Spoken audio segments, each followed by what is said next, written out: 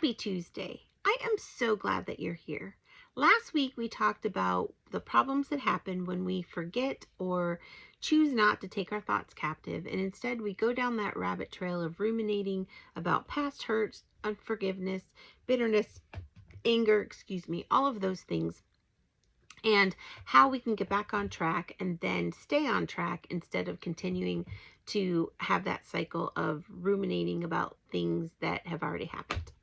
Today, we're going to piggyback on that just a little bit, and we're going to talk about the fact of what happens if we see the valleys that we go through as blessings instead of as challenges or trials or pain or hurt. One, I think that it helps us to have hope. It helps us to have more joy, and it helps us to live that abundant life that God has told us about and that he has promised us in the Bible. And it's also the main verse for the Jesus in the Everyday Mentorship. The enemy has come to steal, kill, and destroy, but I have come that you may have life and have it more abundantly. Well, this is one of the ways I think that you can live in that more abundant life, or live from the position of a more abundant life. So take, for instance, someone who has gotten hurt and they have to go to physical therapy. Well, maybe they met somebody in physical therapy that God wanted to have an influence in their life, or God wanted to be introduced into their life, and you were the person that he chose to do that with. You were the person that he chose to use. So what does that look like? It looks like it could be befriending the person outside of physical therapy, or maybe it's not physical therapy. Maybe it's your doctor, or I don't know, a tutor for your kids, or there's just so many different scenarios of people that you would meet, not necessarily unless there was a problem. So like I said, a tutor, a doctor, a physical therapist, maybe you volunteer at the school, and they put you in the secretary's office and you're making copies all day. Maybe you would have never had that opportunity to be with that secretary if you weren't, granted that one's not a problem, that's a service or a help, but you get the idea of what I'm saying.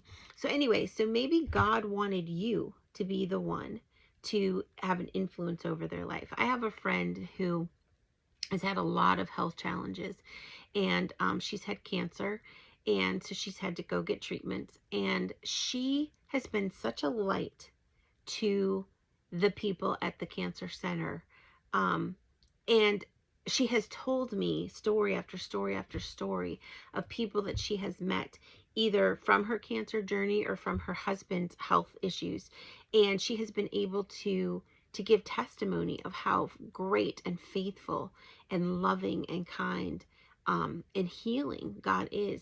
And she wouldn't have had those opportunities if nothing had happened to her husband, if he'd never been in that horrific car accident years and years prior. She never would have had that opportunity if she hadn't been diagnosed with cancer. Now, I'm not saying that God gave her cancer, and I'm not saying that God gave her husband the accident. I'm saying he used those situations, and he used those, what the enemy wanted for evil or meant for evil, God turned it around and used it for good. That's what I mean.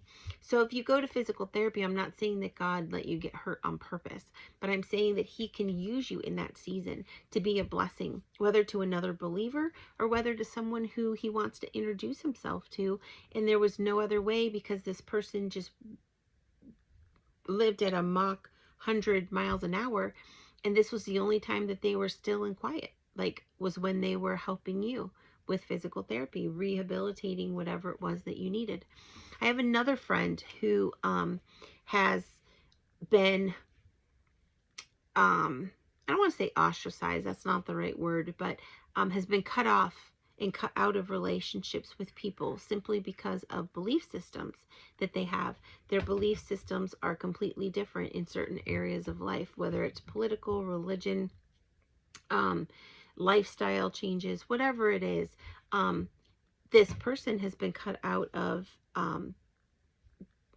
a person who's very close to them's life, and Um, so when she was telling me about this, and she was telling me about how much it hurt and how much she missed this person, she was saying, but you know what? I am committed and I am using this time to pray for that person. I should have been praying for this person all along, not because that person is wrong, not because that person is bad. I don't mean praying for them to show them the light. I'm not saying that, but I'm saying we should be praying for our friends, for our family, for those that we love regularly. And so she was just telling me that she had gotten complacent and that she was not praying. She was just going through life and letting the busyness of life get her caught up. She was caught up in the busyness of life.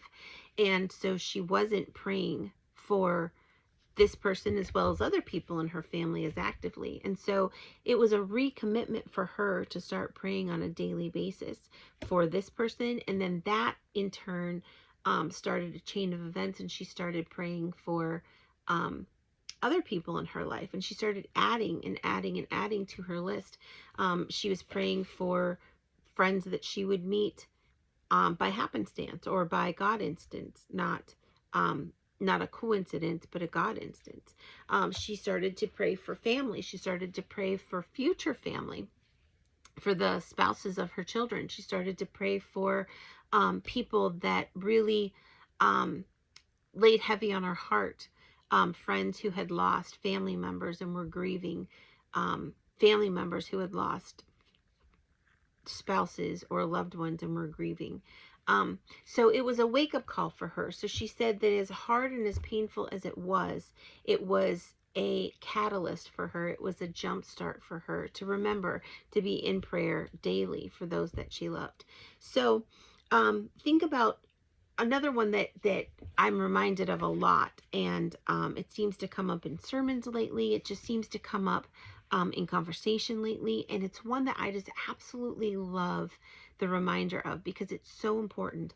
So we need to remember that when we ask God to be in control of our life, when we ask Him to lead us into our purpose and our destiny, whatever that means, whatever that looks like, it's different for everybody, then we need to remember that we're basically asking God to close certain doors, take things out of our life if we have too much in our life, so that He then in turn can replace it with what the promotion, the transition, the whatever it is that God's getting ready to do.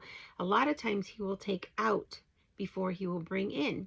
So when we're looking at it from a blessings perspective or a heavenly perspective, if you have a job, and say you're an independent contractor, or you even if you just work for somebody and you have a salary, if the job is slowing down, if the financial aspect of the job is dwindling, instead of looking at it with panic saying, oh no, what am I going to do, take it to God and say, are you closing this stream of income for me because you are ready to open a new income or a new stream of income for me? Is that what you're doing, Lord?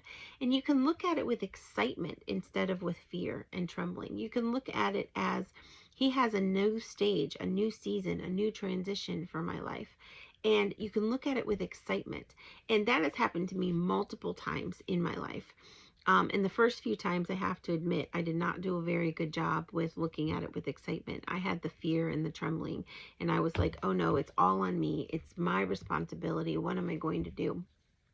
And that was not it at all. God is always taking care of us. I remember one time, so the very first time I panicked completely, and I ended up taking a job that I never should have taken in the first place.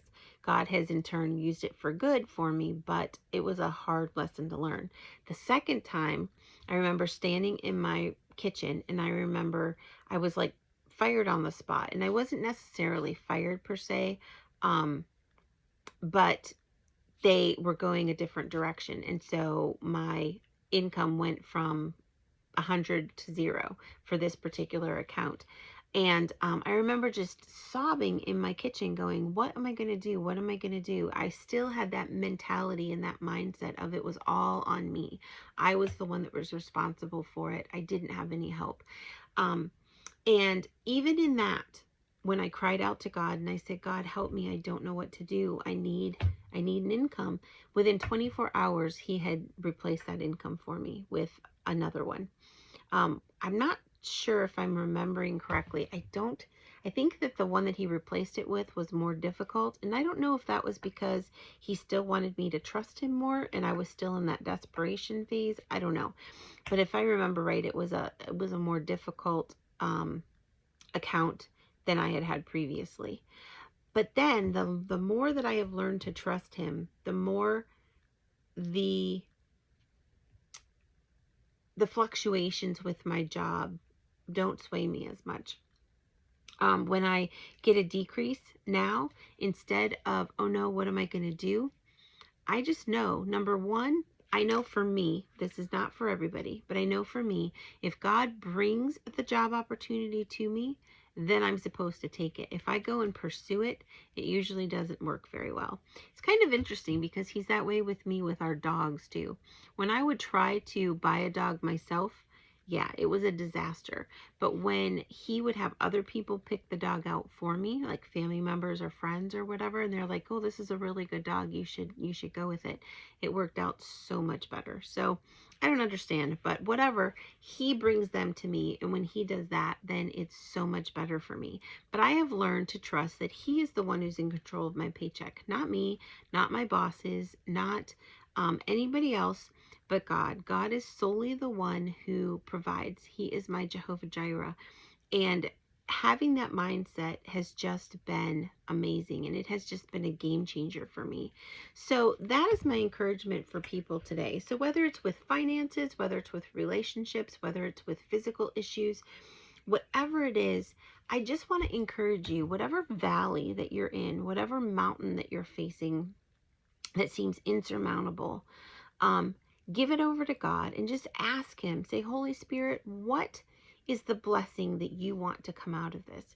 Because he always, Romans 8:28, God works for good to those who love him and are called according, or works all things for good to those who love him and are called according to his purpose. So that means even the pain and the trials and the challenges that we face in life, God can work those out for good to those who love him and are called according to his purpose.